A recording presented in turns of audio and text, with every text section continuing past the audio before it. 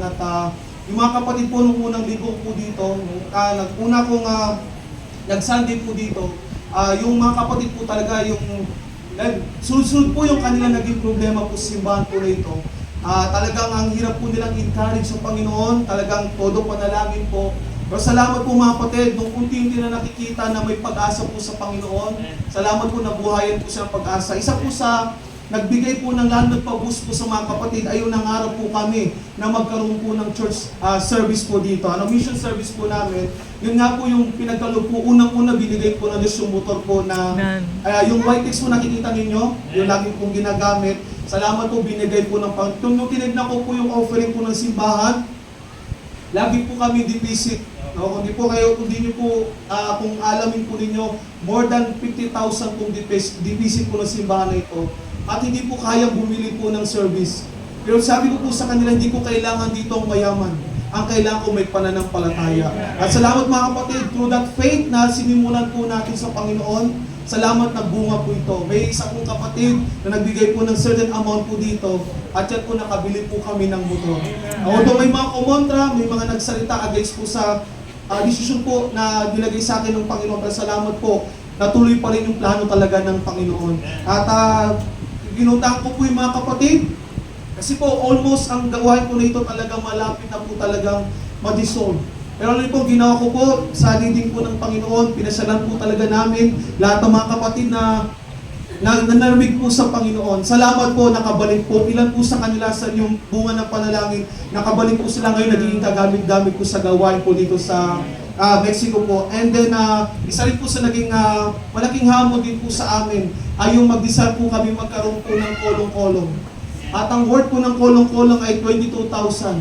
At kung titignan ko po yung kakayahan ng mga kapatid, talagang hindi namin kaya. Pero salamat po sa katapatan ng Panginoon sa kanila at pagmamahal po sa gawain ng Panginoon. Nabili po namin yung 22,000 po na halaga ng kolong-kolong. Salamat po sa ating Panginoon. And yung aming music ministry po dito, ay talaga napaka-drive po talaga namin dito. Pagka nag-aawitan po kami, mag-ano na po yung kamay ko, mabigat na. Pero piano po namin, kung nabutan niyo po yung piano po dito, keyboard lang po yung style po niya.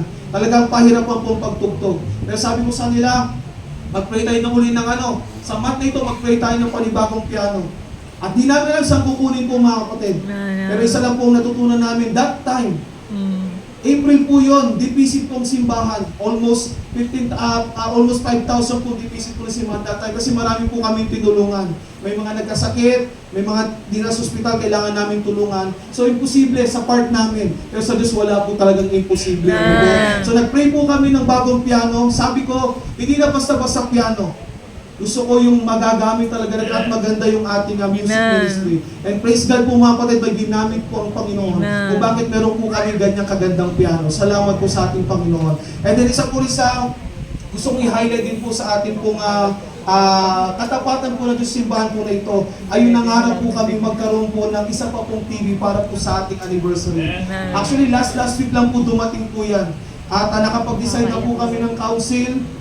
Ikaw, dito natin kukunin ng pera, dito po ito yung gagamitin natin, di ba, bayaran natin by commitment.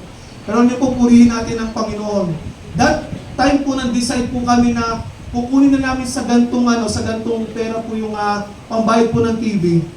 Salamat, alas 12 po ng gabi na yon. May nag-chat po sa akin, sabi niya, sige po, kami na pong bahala po sa TV. Kung bakit meron po kami tatlo ngayong TV, purihin po ating Panginoon. Dahil po, bunga yun ng pananampalataya po ng mga kapatid po dito. At ano po mga kapatid, marami po kami pangarap sa gawain ng Panginoon kasi meron na po kaming token ng katapatan ng Diyos. Kaya isa lang po masasabi talaga namin, Lord, you've been faithful. Sana po mga kapatid, sabi ko nga po, hamon ko sa mga kapatid po kanina, be faithful, for God is faithful. He is faithful sa ating salvation, sa ating need. At salamat, faithful din ang Diyos sa kanyang mga pangako na lahat ng ating pong pagpapagal ay hindi po nasasayang. At gusto ko na pong pasalamatan lahat po ng mga kapatid na nagtrabaho na po dito. first day pa lang po ng August 1 pa lang po, naglalagari na po yung mga kapatid po natin dito para i-prepare po ang buong simbahan. Kung bakit po, salamat ay handa po ng mas magal simbahan. Salamat po mga kapatid dito sa Mexico sa pagtitiwala po ninyo Amen. at sa pagmamahal po sa gawain po ng Panginoon. At kung ano man po mangyari po dito, sana lagi namin pinapanalangin, Panginoon, kayo lang po may taas. Kasi kung wala po kayo, wala po kami dito sa kalagayan nito. So salamat po.